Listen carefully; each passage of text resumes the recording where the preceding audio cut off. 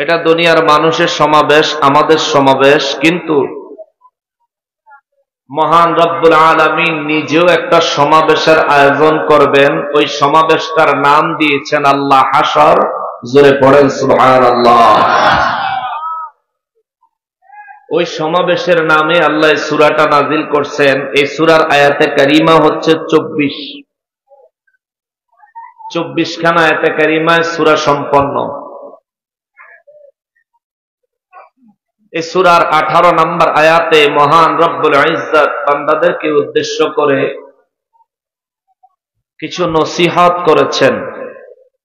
খুদ আল্লাহ তাআলা নিজে ঈমানদারদেরকে কিছু নসিহত করেছেন। আল্লাহ বলেন, বিসমিল্লাহির রহমানির রহিম, ইয়া আইয়ুহাল্লাযীনা আমানু তাকুল্লাহা ওয়াল তানজুর নাফসুম মা কদ্দামাত লিগাদ ওয়াত্তাকুল্লাহা ইন্নাল্লাহা খাবীরুম বিমা তা'মালুন।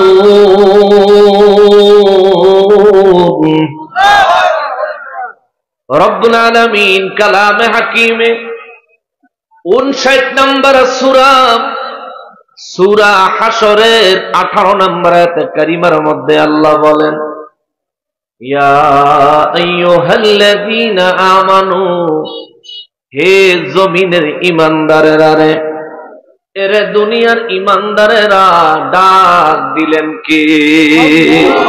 আর জবান খুলে বলেন না কে? রব্বুল ইজ্জত ইচ্ছা করলে এখানে ইয়া আইয়ুহান নাস বলতে পারতেন, হে মানব জাতিরা বলে আমার আল্লাহ ডাক দিতে পারতেন। ইয়া আইয়ুহাল মুসলিমুন বলে আল্লাহ ডাক দিতে পারতেন, হে মুসলমানের দলেরা।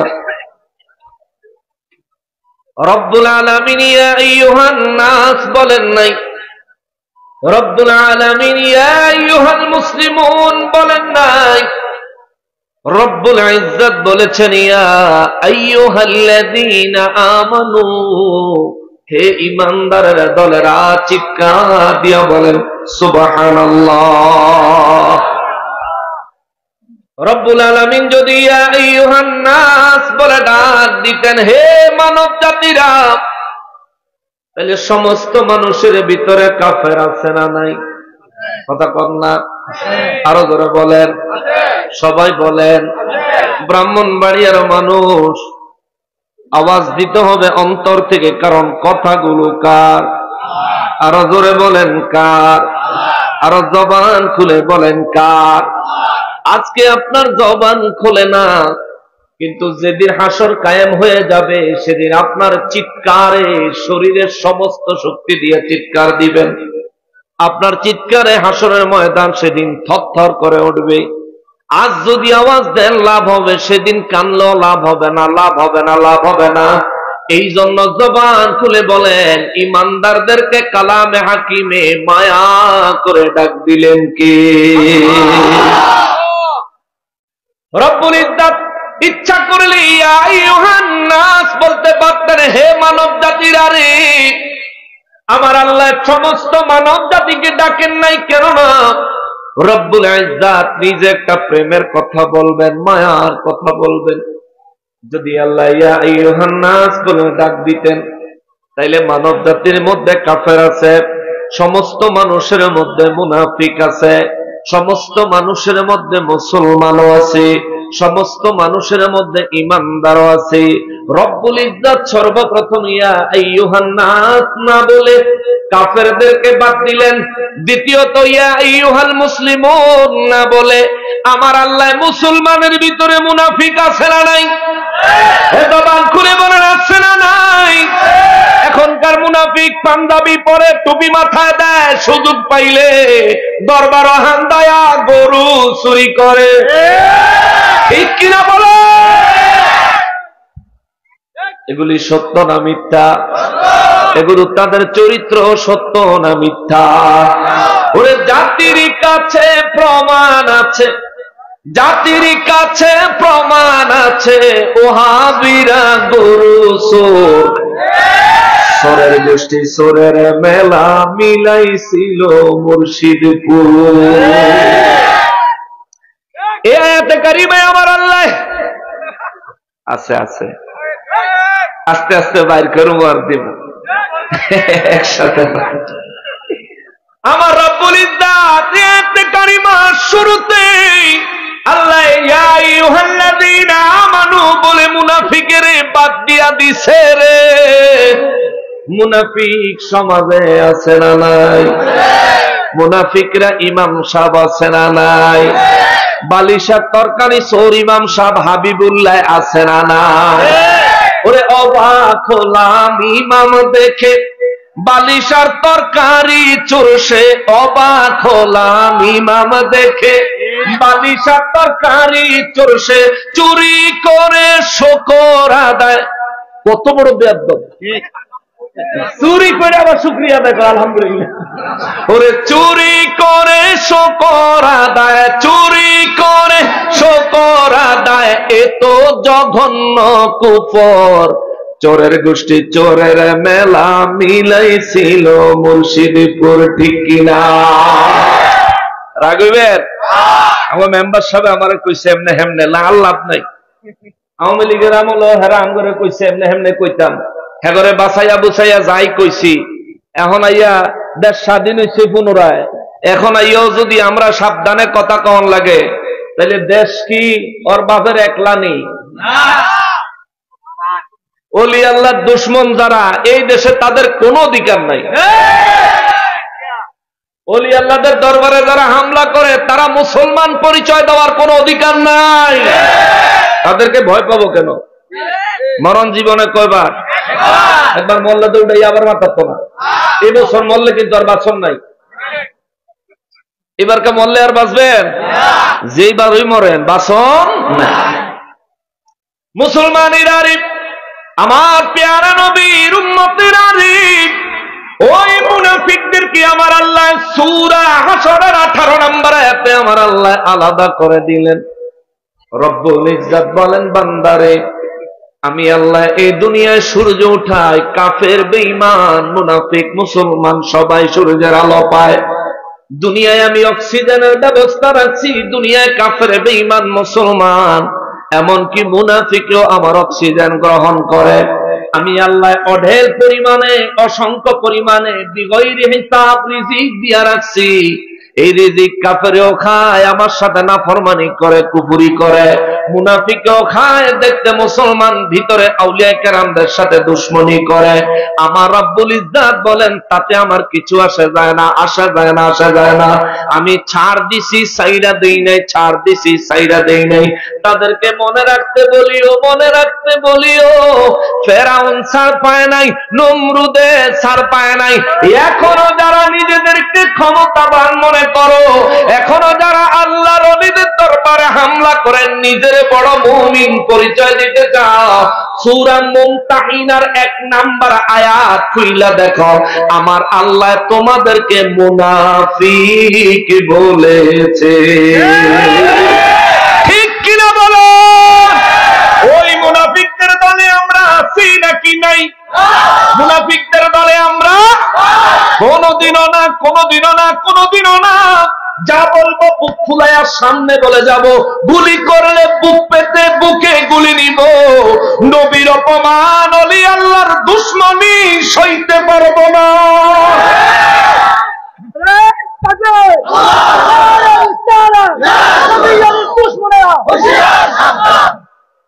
এক ফারুকি মরে গেছে, শহীদ হয়ে গেছে, তাতে কি হয়েছে? লক্ষ লক্ষ ফারুকি ঘরে ঘরে জন্ম হয়ে গেছে। এক নকশেবন্দি মরে গেলে লক্ষ কোটি নকশেবন্দি ঘরে ঘরে বানাইয়া দিব কে? যদি তোমাদের চক্রান্তে ইসলামের বাতি নিভে যাইতো, যদি তোমাদের চক্রান্তে আউলিয়া কেরামের অস্তিত্ব মিটানো সম্ভব হইতো, 1450 বছর ধরে ইসলাম প্রতিষ্ঠিত থাকতো না, অনেক আগেই মিটাইয়া দিতা। তবে হয়তো তোমাদের জানা নাই, আল্লাহর কালাম খুলে দেখো কুরআনুল কারীমে মহান রব্বুল ইজ্জাত ঘোষণা দিয়ে রাখছেন, নবী গো, ও নবী, ইসলাম হেফাজতের দায়িত্ব, কুরআন হেফাজতের দায়িত্ব, আপনি নবীকে হেফাজতের দায়িত্ব স্বয়ং আমি আল্লাহ। চিৎকার দিয়া কোন সুবহানাল্লাহ। খোদ রব্বুল ইজ্জাত ইসলাম হেফাজতের দায়িত্ব নিছেন, কুরআনুল কারীম হেফাজতের দায়িত্ব খোদ রব্বুল ইজ্জাত নিয়েছেন, নূর নবী রাহমাতুল লিল আলামিনকে হেফাজতের দায়িত্ব খোদ রব্বুল আলামিন নিয়েছেন। তারপরে যারা নিজেদের ক্ষমতা ওলি আল্লাহদের সাথে দেখাইতে চাও, চিন্তা করেন তাদের মুখে ভালো কথা, অন্তরে বিষ। মুখে মধু, অন্তরে।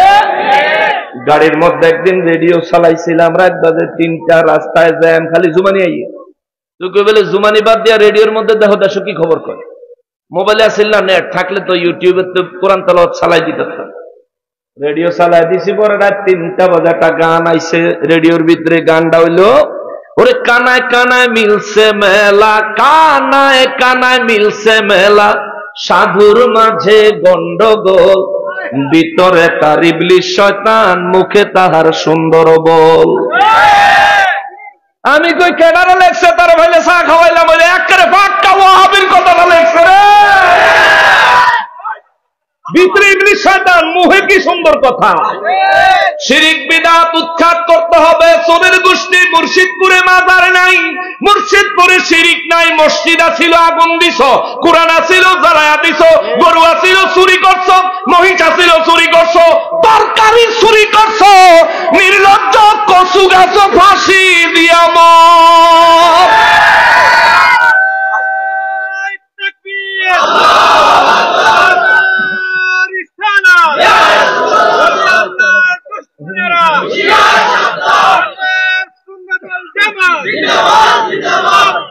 আপনারা হয়তো জানেন না, মুর্শিদপুর যে দরবারটা ভাঙছে, একটা সাধারণ মানুষের কবরও নাই দরবারের ভিতরে। মাজার তো দূরে থাক, কোনো কবরই নেই।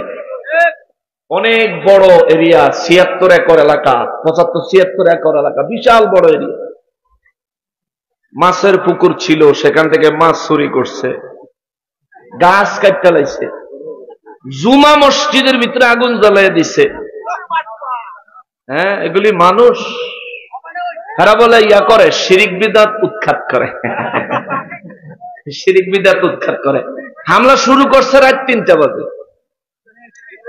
বুঝছেন নি? এটা বাস্তব কথা কই, এই ওয়াহাবিরা যে কথাটা সুর ডাহাইতে কেন বড় খারাপ হইল ওরা। গত কয়েকদিন আগে আপনাকে বানসারামপুর আইছিলাম এক জায়গায় মাহফিলে। মাহফিল থেকে ফেরার সময় রাস্তার মধ্যে দিয়ে গা ছালাই না ছায়া দিয়ে অনেক চাচারা গাড়ি রয়েছে, অনেকের ধরনের লেগে। আর আমি তো পড়ছি সামনে গাড়ি নিয়ে মাহফিল থেকে আসার পথে। এখন আমাকে গাড়ির কাছে এসে গ্লাসটা যখন নামায় দিছি, আমি ড্রাইভিং এ, আমারে দেখে চিনছি, চিন্না সালাম দিয়া কয়, হুজুর আপনারা যান গা। আমি লগে লগে মনে উঠছে, আরে ওই শেরপুরের ওয়াহাবিদের তেনে এই ডাহাইত অনেক বালা। শেরপুরের ওয়াহাবিদের তেনে ব্রাহ্মণবাড়িয়ার ডাহাইত অনেক বালা। আরে ডাহাইতে হুজুর সিনে ঈমান আছে, এটার ঈমান নাই রে। গরু মোষ চুরি করে, আবার এরা মসজিদও পরে জুমার নামাজ পড়াইছে। যে মুসল্লিরা এক অফিসে নামাজ পড়ছে, চিন্তা করেন, ইমাম হইল চোর। এবার মুসল্লির কত দুর্ভাগ্য চিন্তা করেন। তারা তো দোষ দেওয়া যাইতো না, নামাজ তো বরং লাগবো, দোষ নাই, কিন্তু তারা নসিবটা কত খারাপ। তারা একটা ইমাম রাখছে, মাস শেষে বেতন দেয়, ইমাম সাহেব সুযোগ পাইলে আরেকজনের গরু চুরি করে। মুসলমানের আরে, আমার পেয়ারা নবীর উম্মতের আরে, 1000 বছর বাঁচতে চাই না, সিংহের মতো 1 ঘন্টা বাঁচলে যথেষ্ট। 1000 বছর বাচ্চা কি করুম মিয়া? যদি কাজে লাগে 1 ঘন্টা বাচ্চা কাজে লাগায় দেব। কারবালার ময়দানে ইমাম হুসাইন রাদিয়াল্লাহু তাআলা আনহু বাতিলের সাথে লড়তে লড়তে শহীদ হয়ে গেছে। কিয়ামত পর্যন্ত নবী প্রেমিকদের অন্তরের বাদশা হয়ে গেছে। বাতিলের সাথে আপোষ করে? আমিও করি না, করতাম না। গাড়ি ভাঙবা, মারবা, মারি লইবা, যা মনে চায় তোরে আল্লাহ যা লাগায়, তোর কাছ থেকে ভালো কিছু আশা করি না আমরা।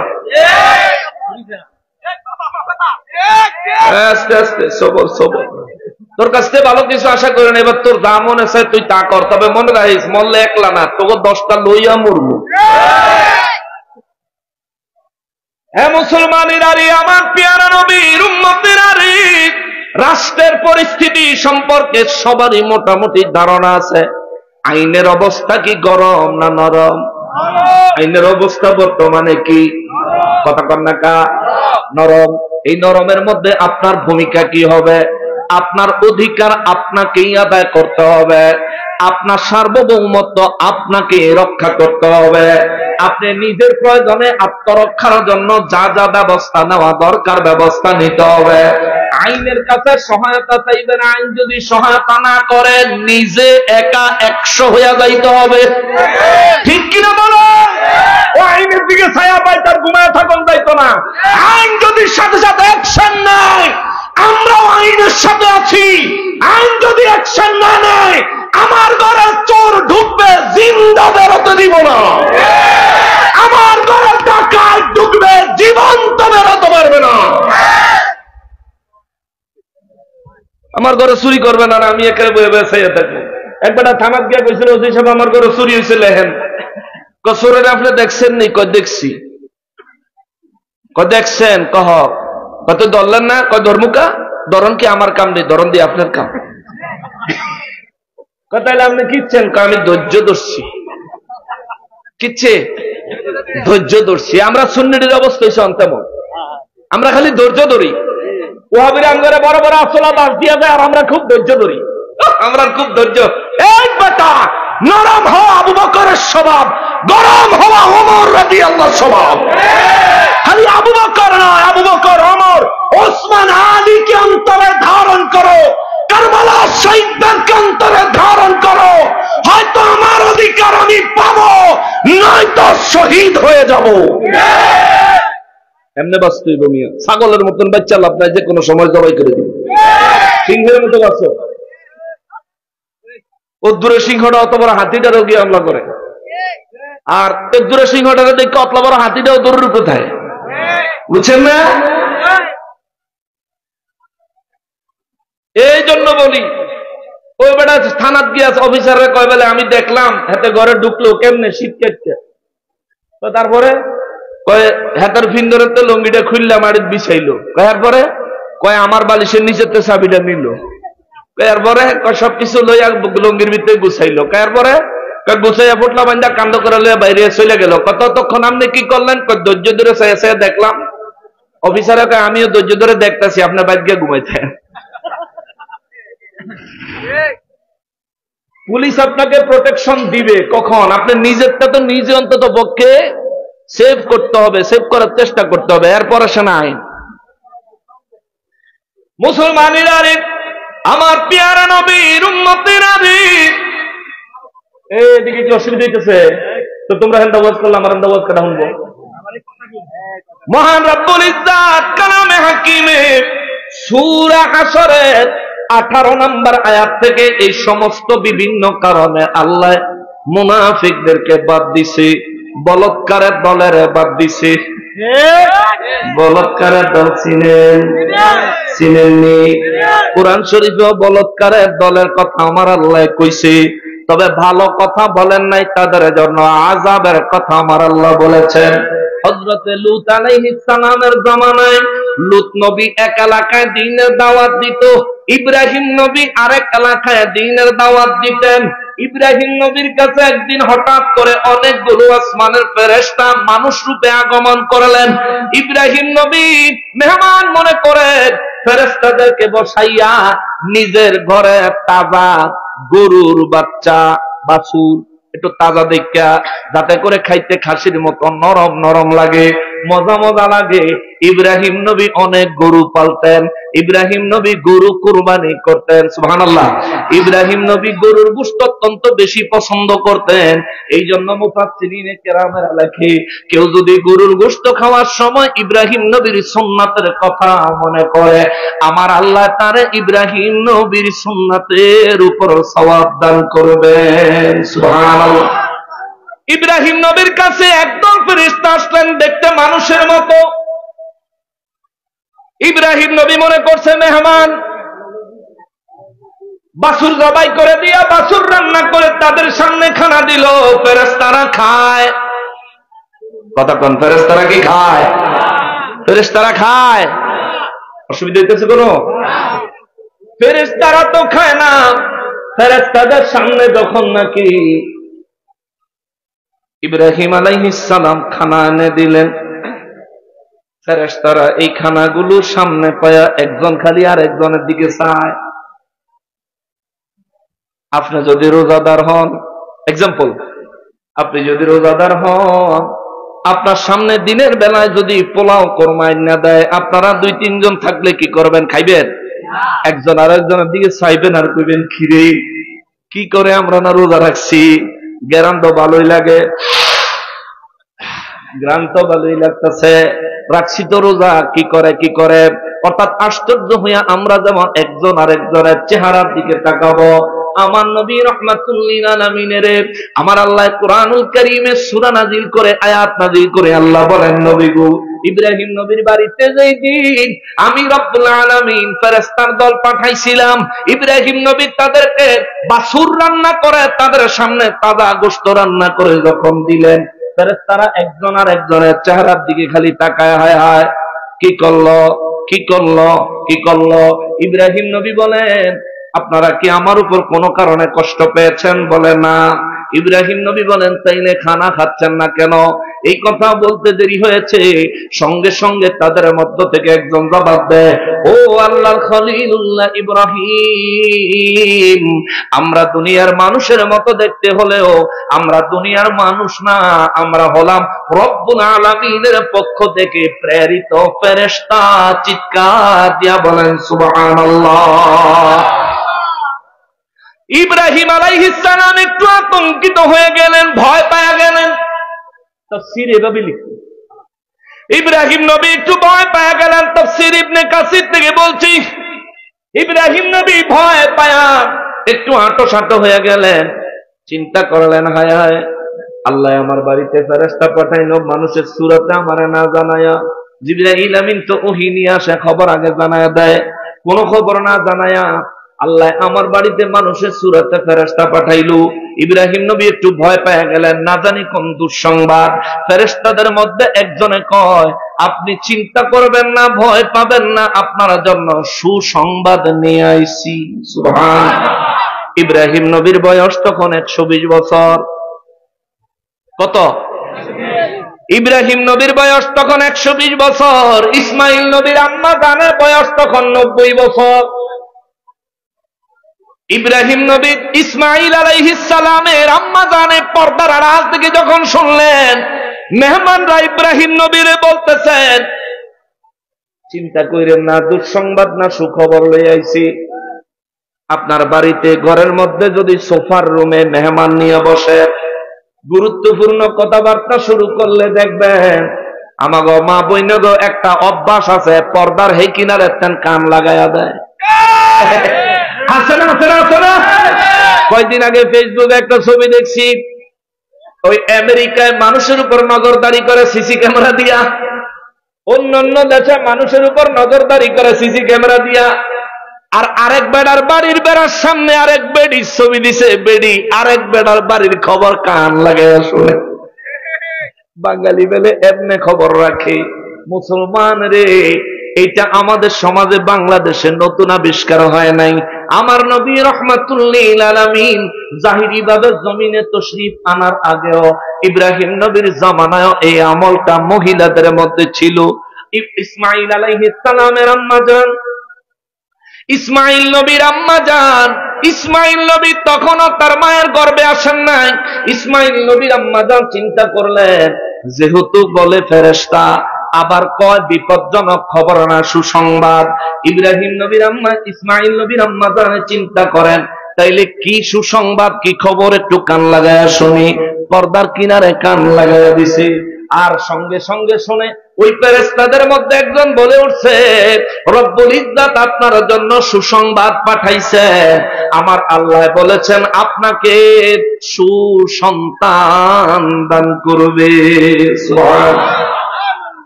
ইব্রাহিম নবীর বয়স কত? জোরে কর, মনে আছেনি কত? আর ইসমাইল নবীর আম্মা জানের বয়স কত?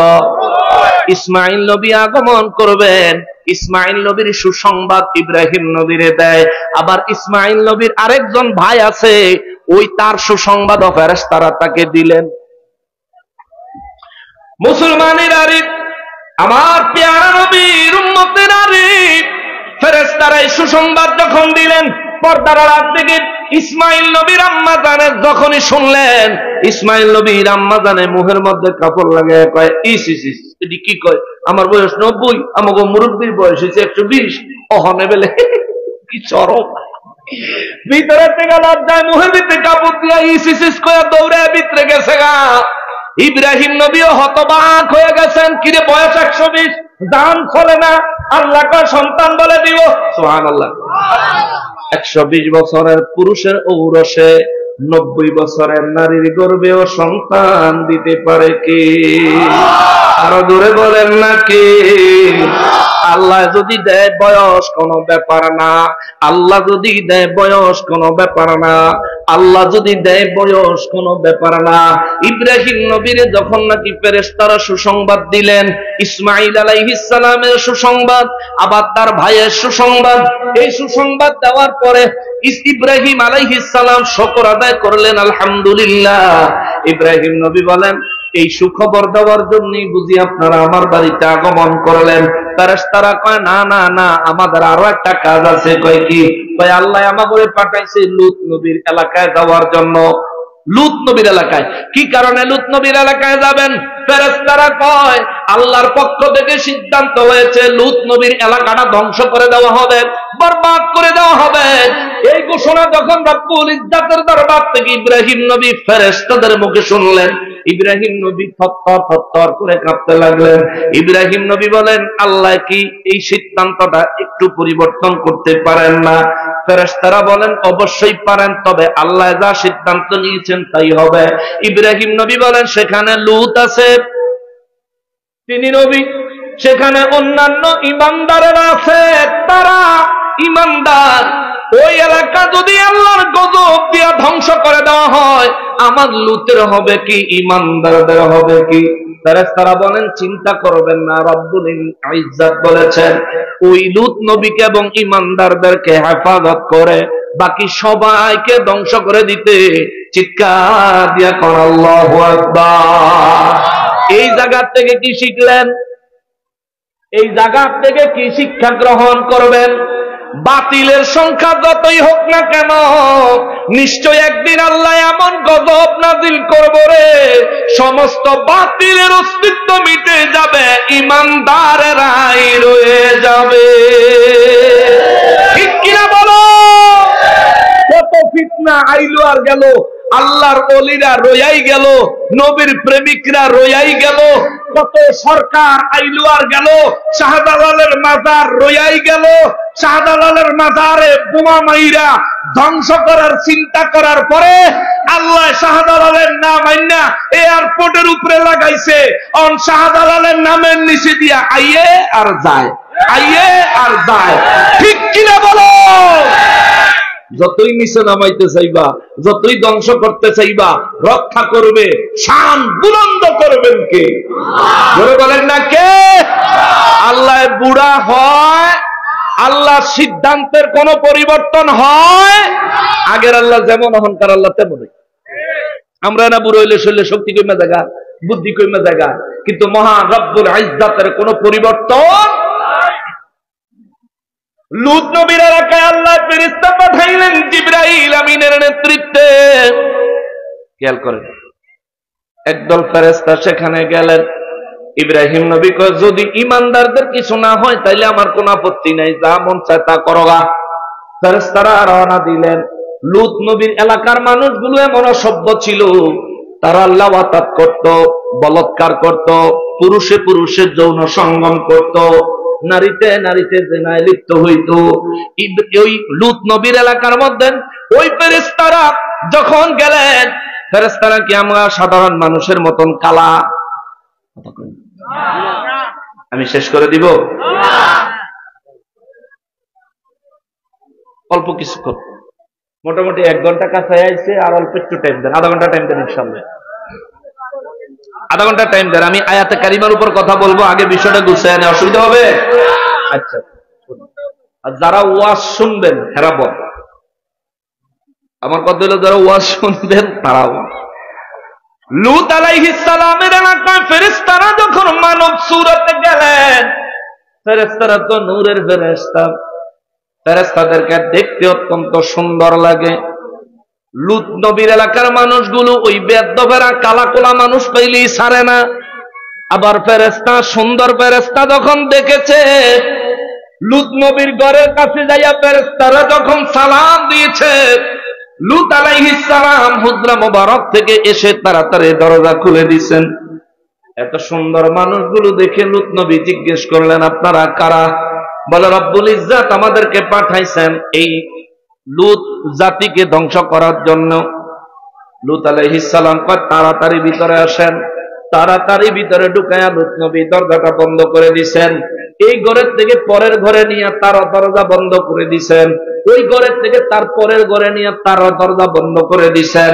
3টা দরজা বন্ধ করে ওই জায়গায় রাইখা লূত নবীজি বললেন, আমি বড় আতঙ্কে আছি, বড় ভয়ে আছি, এই জাতি বড় খারাপ, এই জাতি বড় খারাপ।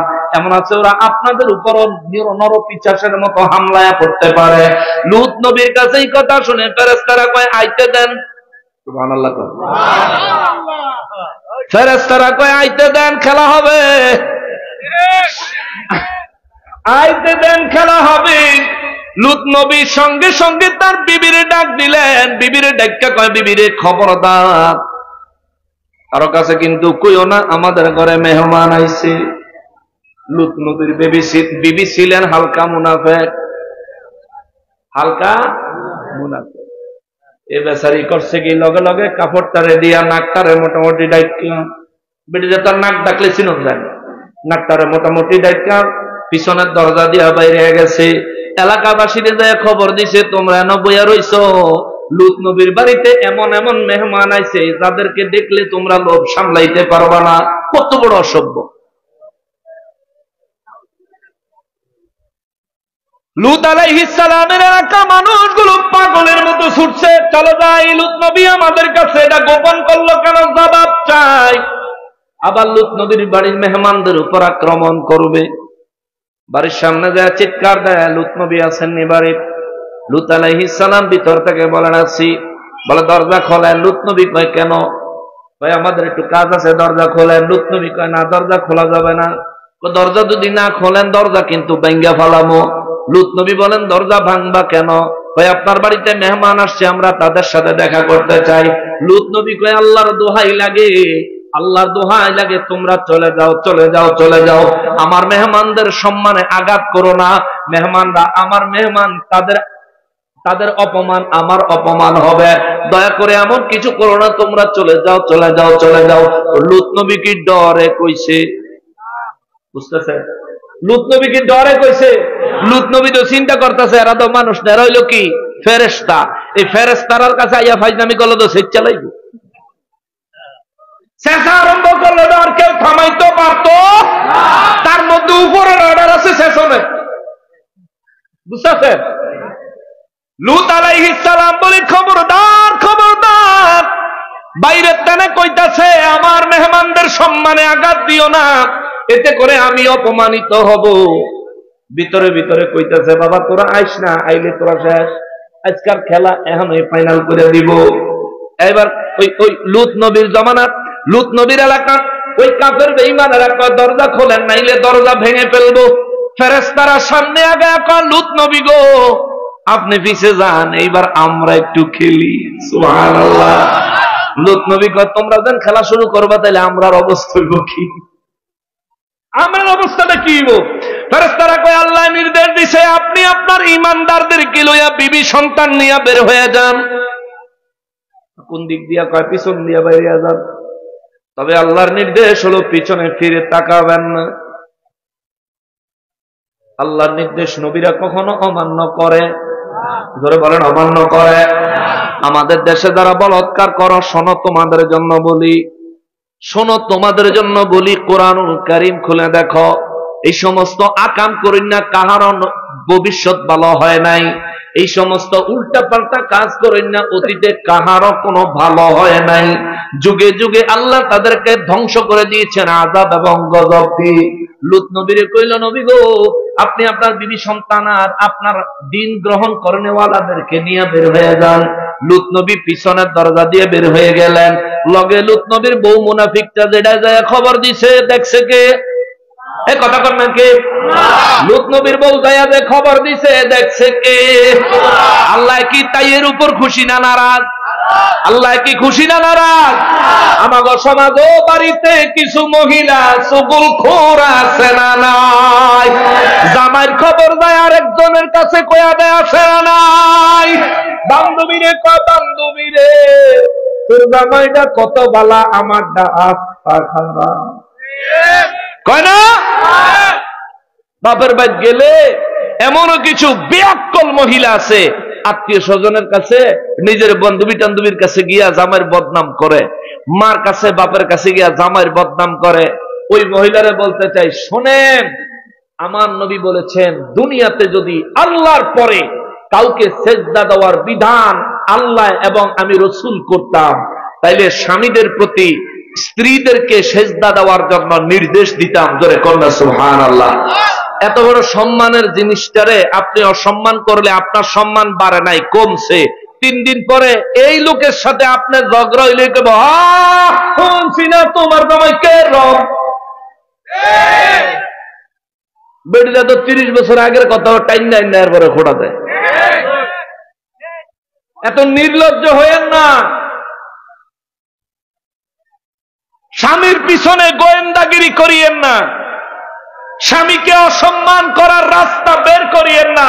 যদি এমন কিছু করেন, আপনার দুনিয়াও বরবাদ, কবরের জিন্দেগি হবে আযাবের, হাসরের ময়দান হবে লাঞ্ছনার, অপমানের। ঠিক কিনা বলে? মা, অনুরোধ করি এমন হয়েন না। লূত নবীর বিবি কাফেরদের কাছে যা খবর দিল, আল্লাহ তাআলা দেখলেন বড় নারাজ হয়ে গেলেন। ইচ্ছা করার সাথে সাথে গজব দিয়ে আল্লাহ ধ্বংস করে দিতে পারতেন, কিন্তু আল্লাহ গজব না দিয়া লূত নবীর সঙ্গে, যেহেতু লূত নবীর বিবি যাচ্ছেন, আল্লাহ পাক কুদরতের দরবার থেকে দেখতেছেন। এই জায়গার মধ্যে একটা জিনিস চিন্তা করেন, এখানে নবীদের সমচর্য, নবীদের পক্ষ, নবীদের ভালোবাসা, নবীদের সাইডে থাকার পরিণাম কত উত্তম। যেখানে আমার আল্লাহ ফেরেশতাদের দল পাঠাইছে লূত নবীর পুরা এলাকা ধ্বংস করে দেওয়ার জন্য, আল্লাহ পাকের ওই বাহিনী ওই এলাকায় উপস্থিত। ওই সময় লূত নবীর বউ লূত নবীর বিরুদ্ধে, আল্লাহর সিদ্ধান্তের বিরুদ্ধে চালাকি করলো। আবার লূত নবীর সঙ্গে যখন বের হইয়া পালায়া যায়, আমার আল্লাহ সঙ্গে সঙ্গে গজব দিয়ে তারা ধ্বংস করে নাই, কেননা সে আছে নবীর সাথে। সুবহানাল্লাহ। নবীর সাথে থাকার কারণে এত বড় নাফরমানি করার পরেও আমার আল্লাহ তারা আযাব দেয় নাই। কিন্তু লূত নবী সহ আগায় যাওয়ার সময় লূত নবী বারবার বলেছে, খবরদার, আল্লাহর নির্দেশ হলো কেউ পিছনে ফিরে তাকাইবা না। আল্লাহর নির্দেশ হলো কেউ পিছনে ফিরে তাকাইবা না। যদি পিছনে ফিরে তাকাও, তাইলে আল্লাহর নির্দেশের অমান্য হলে আল্লাহ কি বিচার করবে আমি কিন্তু জানি না। লূত নবী যখন এই কথা বললেন, সমস্ত ঈমানদার লূত নবীর কথা মতো চললেন।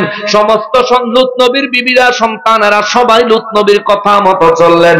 কিন্তু ওই যে মুনাফিক বেডিটায়, এই বেডির ভিতরে একটু খুঁতখুঁতি উঠছে। চিন্তা করছে, খবর তো আগে দিয়েছি, এখন হেগালগে হেরা কি করে একটু ছায়া দেহন দরকার, একটু মজাটা দেখি, তামসাটা দেখি।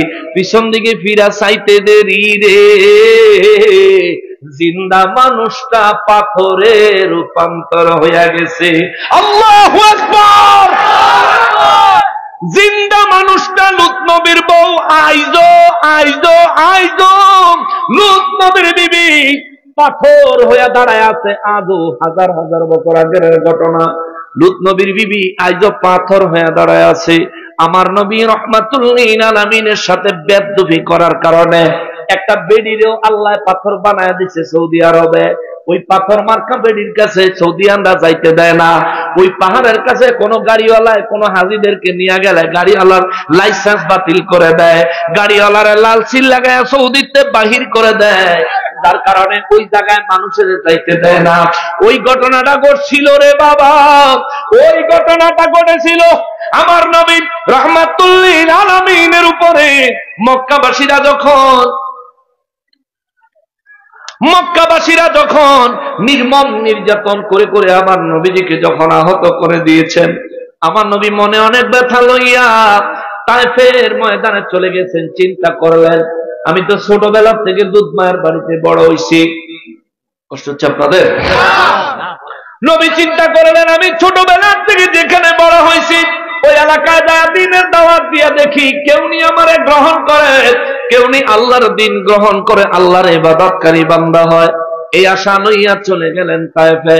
তায়েফে যখন তাদেরকে দিনের দাওয়াত দিলেন, তায়েফবাসী দিনের দাওয়াত গ্রহণ করলো না। যুবক ছেলেদেরকে লাগায়া দিল নবীর পিছনে। যুবক ছেলেরা রাহমাতুল লিল আলামিনের পাথর মারে। যুবক ছেলেরা রাহমাতুল লিল আলামিনের দেহ মোবারকে পাথর নিক্ষেপ করে। আমার নবী রাহমাতুল লিল আলামিন সেই দিন একবার না দুইবার না তিনবার রাহমাতুল লিল আলামিন বেহুশ হয়ে গেছিলেন। তিনবার আমার নবী বেহুশ হয়ে গেছিলেন। পরিশেষে আমার নবী রাহমাতুল লিল আলামিন একটা বকরির পালের ভিতরে গিয়ে নিজে আত্মগোপন করলেন। ছাগলের পালের ভিতরে নবীজি আত্মগোপন করলেন। 50টা ছাগল যদি এক জায়গায় থাকে, আমি যদি ওই ছাগলের মাঝখানে ঢুইকা পড়ি, ছাগলগুলো জমায়েত থাকবে না বিক্ষিপ্ত হয়ে যাবে? বিক্ষিপ্ত ছড়ায় ছিড়ে যাইব না? কিন্তু নবী রাহমাতুল লিল আলামিন ওই সময় বকরির পালের ভিতরে ঢুকলে বকরিগুলো চতুর্দিক থেকে রাহমাতুল লিল আলামিনের বেষ্টনী দিয়া রাখছে। তায়েফের মানুষ নবী চিনে নাই, বকরি চিনতে ভুল করে নাই। মক্কার মানুষ নবী চিনে নাই, ওটে চিনতে ভুল করে নাই। দুনিয়ার মানুষ নবী চিনে নাই, পশু পাখিরা নবী চিনতে ভুল করে নাই। মুসলমানেরা রে, আমার পেয়ারা নবীর উম্মতেরা রে, এক সাহাবী আয়েশা নবীর দরবারে বিচার দিলেন, নবী গো, ও রাহমাতুল লিল আলামিন, আমার উটটা আগের মতন এখন আর কাজ করে না, পাগলামি করে। ওটারে যদি চাইনা কাজে নিয়ে যাইতে চায়, ওটা আমার কামড় দিতে চায়, লাথি দিতে চায়, গুতা দিতে চায়। ইয়া রাসূলুল্লাহ, আমার ওটা পাগলামি করে। নবী কয়, চলো চলো যাই, তোমার ওটার একটু দেখে আসি। সাহাবী কয়, নবী গো, আপনি একটু দোয়া করে দেন। নবী বলেন, চলো আমরা যাই। সাহাবী পিছে পিছে যায়, নবীজি আগে আগে যায়। আবু বকর, ওমর, ওসমান, আলী রাদিয়াল্লাহু তাআলা আনহুরে নিয়া আমার নবী রওনা করলেন। ওই উঠে খামারের সামনে, ঘরের সামনে যায়। নবী বলেন, কোন ঘরে? হুজুর, এই যে এই ঘরে, ওই যে উট। নবী দেখায় দাও। নবীজিকে দেখায় দেওয়ার পরে আমার নবী রাহমাতুল লিল আলামিন উটের ঘরে রওনা করবেন। এখন যেই সাহাবীর উট, ওই সাহাবী পিছন থেকে নবীরে কয়, নবী গো, ও নবী, কাছে যায় না, এটা যারে পায় তারে কামড় দেয়, যারে পায় তারে গুতা দেয়, যারে পায় তারে লাথি দেয়। নবী গো, আপনি সামনে যায়েন না গো নবীজি, আপনি সামনে যায়েন না। আমার নবী কয়, সাহাবী রে, দুনিয়ার মানুষ আমারে না চিনলেও প্রতিটা ওট, প্রতিটা পশু পাখি, আল্লাহ পাকের সমস্ত মখলুকতে আমি নবীজিকে চিনে। সুবহানাল্লাহ। নবী রাহমাতুল লিল আলামিনের কথা শুনে ওই সাহাবী দাঁড়ায় রইলেন বাইরে, আবু বকর তাকায় রইলেন, ওমর রাদিয়াল্লাহু জামার হাতাটা খিঁচায় দাঁড়ায় রইছে। যদি বাই চান্স নবীর উপর কোন আক্রমণ করে, ওমর রাদিয়াল্লাহু দৌড়ে যায় আমার নবীকে সেভ করবেন। আমার নবীকে হেফাজত করবেন, এই জন্য তিনি রেডি হয়ে আছেন। আমার নবী রহমাতুল্লিল আলামিন সামনে গেলে রে, আমার নবীজির কদম মোবারকে মুখ লাগায়া ওটে চুমা দিছে। আল্লাহু আকবার! ওটে নবীর কদম মোবারকে চুমু দিছে। আমার নবী রহমাতুল্লিল আলামিন ওটের মাথায় হাত বুলাইলেন, ওটের কানের কাছে নবীজি মুখ মোবারক নিলেন, কি যেন গুনগুন গুনগুন করে বললেন। আমার নবী বের হয়ে আসলেন, সাহাবীরে কয়, সাহাবীরে, ও সাহাবী, জি ইয়া রাসূলুল্লাহ, তোমার বিরুদ্ধে ওটের কিছু অভিযোগ আছে। সুবহানাল্লাহ, মালিকের বিরুদ্ধে ওটে অভিযোগ দিছে। ইয়া রাসূলুল্লাহ, কি অভিযোগ? বলে, ওটা অভিযোগ দিছে তুমি খাওয়াও কম, কাম করাও বেশি।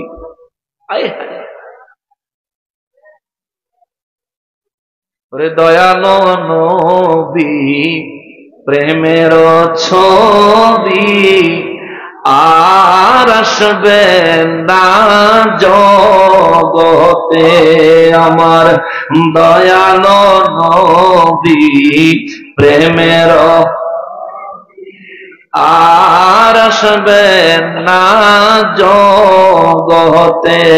বলেন দয়ালো নবী, প্রেমের আর আসবে না। নবী উম্মতের কান্ডারি, ওরে সত্যের দিশারি, শাফাত করিবেন নবী হাসরে। নবী উম্মতের কান্ডারি, সত্যের দিশারি, শাফাত করিবেন নবী হাসরে। নবী হাসর দিনে উম্মত বিনে, নবী হাসর দিনে উম্মত বিনে, যাবেন না নবীজি বেহেশতে, আর আসবেন না জগতে। আমার দয়ালো প্রেমের ছবি আর আসবেন জগতে। আমার দয়ালো নবী, প্রেমের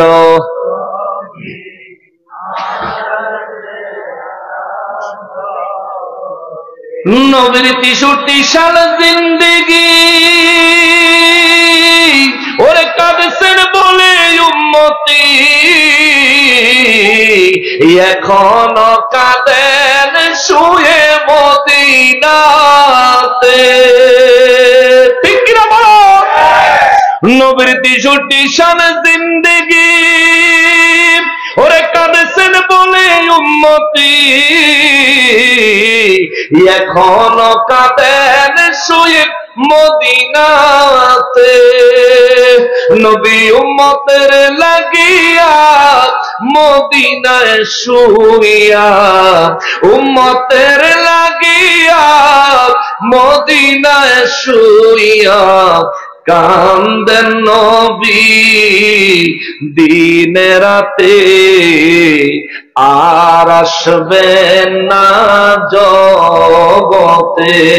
আমার দয়ালো প্রেমের আর আসবেন না জগতে। আমার দয়ালো নবী, আর আসবেন না জগতে। আমার মায়ার নবী, প্রেমের আর আসবেন। খারাপ লাগছে আপনাদের? মনে পড়লো একটু নাতে রাসূল পড়তে ইচ্ছে করলো, পড়লাম। মনে কষ্ট দিয়েন না, নবীর নাত শুনলে আশিকের দিল তাজা হয়, ইমান তাজা হয়, ঠিক কিনা বলেন? মুসলমানেরা নবী রাহমাতুল লিল আলামিন তার সাহাবীদের ডাক দিয়ে কয়, উটের তোমার বিরুদ্ধে অভিযোগ আছে। নবী গো রাহমাতুল লিল আলামিন, কি অভিযোগ গো নবী, কি অভিযোগ? আমার নবী বলেন, ওটের অভিযোগ হইল তুমি নাকি ওটারে খানা দাও কম, কাজ করাও বেশি। সাহাবী কয়, হুজুর আমি তো জানি না ওটের খানা যে কম পড়ে, আমি তো যেটুকু দেই সে ওইটুকু খায়, পরে কাজে লাগাইয়া দেই। নবী বলেন, আজকের থেকে উটকে ঠিক মতো খানা দিবা, তাইলে যত মনে চায় কাজ করাইবা। উট বলছে, নবী গো নবী, আমার পেটে ক্ষুধা লইয়া বেশি ভারী বোঝা বহন করতে পারি না। ইয়া রাসূলুল্লাহ, আপনার সাহাবীরে বলেন আমারে যেন খানাটা একটু বাড়াইয়া দেয়, খানাটা একটু বাড়াইয়া দিয়া আমারে যদি দিনের 24 ঘন্টায় আমারে দিয়া কাজ করায়। ইয়া রাসূলুল্লাহ, কোনদিন আমি আর তার নাফরমানি করব না। আমার নবী রাহমাতুল লিল আলামিনের উটে চিনে, বনের পশুতে চিনে, পাখিয়ে চিনে, বাঘে চিনে, সিংহে চিনে, 18,000 মখলুকাতে চিনে। চিনল না কিছু মানুষ রূপী নাফরমানের দলেরা, চিনল না কিছু মানুষ রূপী নাফরমানের দলেরা। আর আজকের জামানায় চিনল না কিছু মুনাফিকের গোষ্ঠী। কথা বলেন ঠিক কিনা? নবী রাহমাতুল লিল আলামিন তায়েফের ময়দানে বকরির পালের ভিতরে আত্মগোপন করলে, পাহাড়ের উপর থেকে একটা মহিলা তায়েফের যুবকদেরকে ডাক দিয়া বলছিল, তোমরা কি খোঁজো? কয়, মুহাম্মদের খুঁজি। বলে, কোন মুহাম্মদ? বলে, কোন মুহাম্মদ? হালিমার যে দুধ ছেলে, ওই মুহাম্মদ আরে খুঁজতাছি। পাহাড়ের উপর থেকে ওই বেয়াদব মহিলা দেখায়া দিছিল, ওই যে বকরির পালের ভিতরে মাথা নোয়া আত্মগোপন করে আছে, এইভাবে দেখায়া দিছে রে। তায়েফবাসী নবীর গায়ে পাথর মারছে, নবী বদদুয়া দেয় নাই, আল্লাহ সহ্য কইরা গেছে। তায়েফবাসী নবীরে 3 বার বেহুশ করে দিছে, নবী বদদুয়া দেয় নাই, আল্লাহ সহ্য কইরা গেছে। কিন্তু এই মহিলা পাহাড়ের পাদদেশ থেকে, পাহাড়ের উপর থেকে যখন দেখায়া দিছে, ওই যে বকরির পালের ভিতরে মুহাম্মদকে দেখা যায়, আল্লাহ আর সহ্য করে নাই, মহিলাটারে এমনি জিন্দা পাথর বানায়া দিছে। আল্লাহু আকবার! আইজ মহিলা পাথর হইয়া পাহাড়ে দাঁড়ায় রইছে। ওই পাহাড়ের কাছে হাজীদেরকে যাইতে দেয় না, কোন গাড়িওয়ালায় ওই পাহাড়ের কাছে কোন হাজীদেরকে নিয়ে গেলে লাইসেন্স বাতিল, ভিসা বাতিল, দেশে পাঠায় নাই। পাকিস্তানি হইলে পাকিস্তানে, বাঙালি হইলে বাংলাদেশে, সুদানি হইলে সুদানে, ইন্দোনেশিয়ান হইলে ইন্দোনেশিয়ায়, মিশরিয়ান হলে মিশরে। এক কথায় যারাই নিয়ে যায় তাদেরকে সৌদি থেকে বের করে দেয়। একটা লাল সিল যদি লাগায়, সৌদি আরবের একটা লাল সিল যদি কারো পাসপোর্টে লাগে, 10 বছর পর্যন্ত সে আর সৌদি আরবে ঢুকতে পারবে না। মুসলমানের আরে লুত নবীর জামানায় লুত নবীর বিবি হইয়া নবীর সাথে নাফরমানি করার কারণে, রব্বুল আলামিনের সাথে নাফরমানি করার কারণে আমার আল্লাহ লুত নবীর বিবিরে পাথর বানায়া দিছে। আমার নবীর সাথে নাফরমানি করার কারণে তায়েফের ময়দানে মহিলারে পাথর বানায়া দিছে। লুত নবীর কওমেরে আল্লাহ কেমনে ধ্বংস করছে শুনবেন। আল্লাহ জিবরাইল আমিনের নির্দেশ দিছে, জিবরাইল রে, আপনাদের এলাকায় শীতল পিঠা বানায় না? জামাইরা শ্বশুর বাড়ি গেলে জামাইরা রে শীতল পিঠা কত রকমে খাওয়ায়। মুরগির গোশতের তরকারি দিয়া, গরুর গোশতের তরকারি দিয়া, আবার শিরার ভিতরে ভিজাইয়া, দুধ দিয়া ভিজাইয়া, আবার এই শীতে নাকি পিঠা না খাওয়াইলে আবার বিপদ। শ্বশুর বাড়ির লোকজন যারা আছেন জামাইরে পিঠা ফুটা খাওয়ায়, জামাইরে একটু আদর টাদর করলে আমরা জিয়ের আদর টাদর একটু বেশি করবো। শীতল পিঠা এরে কারা জানি মনে দুঃখ কইতেছে, কনে আর খাওয়ায় না, কনে আর খাওয়ায় না, পুরান হয়ে গেছে গা। এ জামাই পুরান হয় না, জামাই বুড়ো হইলেও জামাই। আয় হায় রে, এই তার শ্বশুর বাড়ির কারা আছেন জানি না, ইয়ো কালকে শীতল পিঠা খাওয়াইয়েন, নাহলে ইজ্জত মার্ডার করে দিল। হে মুসলমানেরা রে, খোলার মধ্যে চিতল পিঠা দেওয়ার পরে মাঝে মধ্যে চিতল পিঠাটা তোলার জন্য নিচে যেমন খুন্তি দিয়া, খুরচুন দিয়া কিংবা কোনো কিছু দিয়া নিচের থেকে পিঠাটারা যখন উঠায়, একটু বুঝছেন, পিঠাটারা যখন নিচের থেকে উঠায়, যেমনি ভাবে খোলায় কোনো পিঠার অবশিষ্ট থাকে না, পিঠাটা উঠে আসে। ওই যে ফেরেশতা না লূত নবীর বংশ ধ্বংস করার জন্য আসছে, লূত নবীর কওমদেরকে ধ্বংস করার জন্য আসছে যেই ফেরেশতারা, ওই ফেরেশতাদের মধ্যে আল্লাহ জিবরাইল আমিনের নির্দেশ দিল, জিবরাইল রে যেমনি ভাবে শীতল পিঠা খোলার থেকে তোলে, এমনি ভাবে এই পুরা এলাকা, পুরা শহর, আল্লাহু আকবার, 4 লক্ষ মানুষ বসবাস করত ওই শহরে। কত মানুষ? 4 লক্ষ মানুষ বসবাস করত। আল্লাহ জিবরাইলের কয়, জিবরাইল মাটির নিচে তোর একটা পাখা ঢুকাইয়া দে, ঢুকাইয়া দিয়া পুরা জমিনটা উপরের দিকে তুলে নিয়ে আয়। জিবরাইল আমিন আল্লাহর নির্দেশ মতো জমিনের নিচে তার পাখা ঢুকাইয়া দিছে বেকুর মতন। বেকু ছিলেন না? রাস্তার কাজ করতে বেকু আইয়া না, মাটি উঠানোর সময় এমনি যে খাবলা দিয়ে উঠাইলে, জিবরাইল আমিনে দিছে এমনি আর কি, বেলসার মতন দিছে ঢুকাইয়া, জিবরাইল আমিন পাখা ঢুকাইয়া পুরা জমিন সহ পুরা শহর, 4 লক্ষ মানুষ, গরু ছাগল হাঁস মুরগি পশু পাখি তরুলতা যা আছে সবকিছু সহ জমিন থেকে উপরের দিকে উঠায়। আল্লাহ কয় উপরে তোলো, জিবরাইল আমিন তোলে। আল্লাহ কয় জিবরাইল খবরদার, এই যে জমিনটা উপরের দিকে তুলতেছ, এই জমিনে 4 লক্ষ মানুষ কারো যেন এটা চিন্তাও করতে না পারে জমিন উপরের দিকে যায়। এতটা স্মুথ ভাবে তুলবা, এতটা নিখুঁত ভাবে তুলবা, এতটা নিপুণ ভাবে তুলবা, যাতে করে যেই এই জমিনের 4 লক্ষ মানুষের কেউ যেন টের না পায়। জমিনটা আসমানের দিকে নিয়ে আসো। আল্লাহ কয় শোনো, যারা ঘুমায় তাদের ঘুম যেন না ভাঙে। আল্লাহু আকবার। জিবরাইল আমিনের আমার আল্লাহ নির্দেশ দিছে, কারো ঘুম যেন না ভাঙে, যে ঘুমায় রয়েছে ঘুমাবে।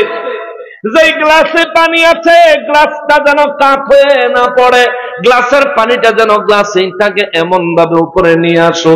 জিবরাইল আমিন এমনে দিয়া পুরা জমিনটারে হাতের তালুতে পাখার মধ্যে লইয়া জিবরাইল আমিন উপরের দিকে তোলে। জিবরাইল তোলে, আল্লাহ তুলতে মানা করে না, জিবরাইল আমিনও তুলতে না করে না, জিবরাইল আমিনও তোলা বন্ধ করে না, আল্লাহ তুলতে মানা করে না, জিবরাইল আমিনের তোলা বন্ধ হয় না। তাফসীরের মধ্যে লেখছে জিবরাইল আমিন ওই পুরা জমিনটারে তুলতে তুলতে তুলতে তুলতে আসমানের এত কাছে নিয়ে গেছে রে, আমার নবী রাহমাতুল্লিল আলামিন বলেন ওই লূত জাতির জমিনটা আসমানের এত কাছে গিয়েছে, ওই লূত জাতির জমিনের হাঁস মুরগির শব্দ আসমানের ভিতর থেকে পাওয়া গেছে। জোরে কইলেন না? আরো জোরে কইলেন না? লূত নবীর উপরে আল্লাহ যখন এই আযাব নাযিল করে, আমার নবী কি তখন দুনিয়ায় জাহিরি ভাবে আগমন করেছেন? তখন কি আমার নবীর আগমন হয়েছে? তখন কি আমার নবী প্রথম আসমানের উপরে ছিলেন? এটা তো সন্দেহের বিষয়। যদি না থাকে নবী বললেন কেমনে যে আসমানের ভিতর থেকে হাঁস মুরগির শব্দ শোনা গেছে? নবী রাহমাতুল্লিল আলামিনের হাকিকত তালাশ করলে পাগল হয়ে যাইবেন। নবীজির বাহ্যিক কিছু মর্যাদার কথা শুনে ওয়াহাবীদের চোখের ঘুম উড়ে যায়, আর আমার নবীর হাকিকতের কথা শুনলে তাদের তো গায়ের কাপড়ও ঠিক থাকবে না। ঠিক কিনা বলে? আমার নবীর হাকিকত, মর্যাদা, নবীর সৃষ্টি, নবীজির মর্তবা রব্বুল ইজ্জতের দরবারে কত যে গভীর, কত যে বেশি, একমাত্র যিনি দিচ্ছেন তিনি জানেন, যিনি নিছেন তিনি জানেন। ঠিক কিনা বলে? এটা আমরা বুঝার চেষ্টা করতে পারি, কিন্তু বুঝা সারণের মতন সাধ্য ক্ষমতা আমাদের নাই। নবী রাহমাতুল্লিল আলামিন বলেন লূত নবীর দিন প্রচারের ওই পুরা শহরটারে তুলতে তুলতে আসমানের এত কাছে তুলেছে, প্রথম আসমানের ভিতর থেকে হাঁস মুরগের শব্দগুলো পাওয়া গেছে। নবী বলেন আল্লাহ নির্দেশ দিলেন ওই আসমান থেকে জমিনটা উপর করে জমিনের দিকে ছেড়ে দাও। আল্লাহু আকবার। আসমানের উপর থেকে জিবরাইল আমিন জমিনটারে উপর করে আল্লাহর নির্দেশে জমিনের দিকে ছেড়ে দিয়েছেন। ওই পুরা শহরবাসী কওমে লূত জাতি যারা নাকি বলৎকার করত, এই বলৎকারের দলের আমার আল্লাহ জানাজা নসিব করে নাই, কবর নসিব করে নাই, একেবারে চূড়ান্ত ভাবে আসমান থেকে নিক্ষেপ করে ডাইরেক্ট জাহান্নামে পাঠায়া দিছেন কে? আরো জোরে বলেন কে? আরো জোরে বলেন না কে? ওই আল্লাহ এখনো আসেনি? জোরে বলেন আসেনি? ওই আল্লাহ এখনো বান্দার উপর রাগ হতে পারেন কি পারেন না? ওই আল্লাহ এখনো বান্দারে গজব দিতে পারেন কি পারেন না? মুনাফিকের দলের আরে, বলৎকারের দলের আরে, বিশেষ করে তোমরা আল্লাহকে ভয় করো। লূত জাতি ধ্বংস করেছে আমার আল্লাহ, কওমে লূত বরবাদ করে দিয়েছে। দৃষ্টান্ত কোরআনে উল্লেখ করেছে আমার আল্লাহ। আমার মনে কয় অন্যান্য উদ্দেশ্যের পিছনে বিশেষ উদ্দেশ্য হলো তোরা, কারণ তোরা পোলাপানে দইরা বলৎকার কর। বিশেষ করে আল্লাহ সমস্ত সৃষ্টির জন্য হেদায়েত হিসেবে কোরআন শরীফে ঘটনা উল্লেখ করতেন, ঠিক। তবে এই অভ্যাস যেহেতু তোমাদের চরিত্রে পাওয়া যায়, আবার ঢালাও ভাবে সব না। আমি এই কথা কইতে রাজি না যে ওরা সবাই এরকম, না, ঢালাও ভাবে সব না। হ্যাগো ভিতরেও ভালো মানুষ আছে, হ্যাগো ভিতরেও ভালো মানুষ আছে, শুধু তাদের চক্রান্ত ষড়যন্ত্রের কারণে তারা নিজেদেরকে বের করে নিয়ে আসতে পারতেছে না। এই জন্য কিছু মানুষ আছে তাদের ব্যাপারে নীরব থাকে, তাদের মধ্যে ভালো মানুষ আছে। কিন্তু যারা অসভ্য, যারা বেয়াদব, যারা বাচ্চাদেরকে বলৎকার করেছে, যারা বাচ্চাদেরকে বলৎকার করে করে হত্যা করে বাথরুমে ঝুলাইয়া রাখছে, মুর্শিদপুর দরবারে হামলা করলি, গরু চুরি করলি, এই গরু চুরের দল বলৎকার করেন না, মোল্লারে মারলি না কেন? তার বিচার করলি না কেন? তার বিরুদ্ধে সংবাদ সম্মেলন করলি না কেন? তার বাড়িতে লুটপাট চালাইলি না কেন? বলৎকারী বালা, ওলি আল্লাহরা মন্দ, ওলি আল্লাহরা খারাপ। মুর্শিদপুর দরবার শরীফে হামলা করলি, শাহপরান বাবার মাজার শরীফে হামলা করলি, আরো কিছু আল্লাহ ওলিদের দরবারে তারা হামলা করছে। এবার শাহপরান বাবার মাজারে যে হামলা করছে, যদি জিজ্ঞেস করেন কেন করলি, কইব যে এহেন শিরিক বিদআত হয়, এর লেগে করছি, কারণ হেন মাজার আছে, এর লেগে মানুষে গিয়ে হেন সেজদা দেয়, শিরিক বিদআত হয়। তো আমার প্রশ্ন হইল, হেডা নাইলে বাংলা একটা যৌক্তিক কারণ আছে, তুই যুক্তি দিছ, তোর কথা বিশ্বাসই করছি, 1 মিনিটের লেগে যা। যদিও এই কথার কোনো হাকিকত নাই, কোনো সত্যতা নাই, এগুলো তাদের মিথ্যাচার, সব সময় তারা অপবাদ আর মিথ্যাচারই করে আসছে।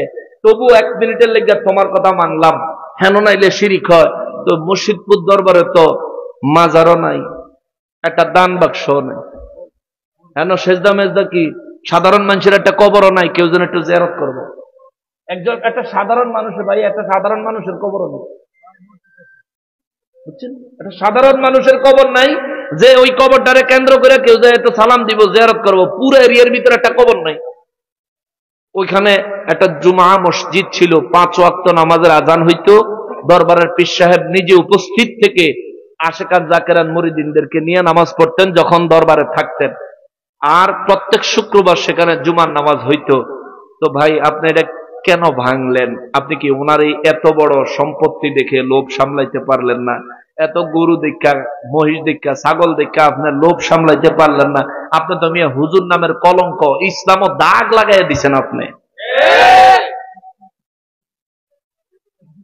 আপনারা শিরিক বিদআত উচ্ছেদকারী, ভালো কথা মানছি। তো এই যে চোর বাটপার, এই যে দিনে দুপুরে চুরি করলো, এগো বিরুদ্ধে আপনাদের আন্দোলন কই? হ্যাঁ, একেবারে ঠিক কইছ, ঠিক কিনা বলেন? ঠিক কইছে রে বাবা, ঠিক কইছে।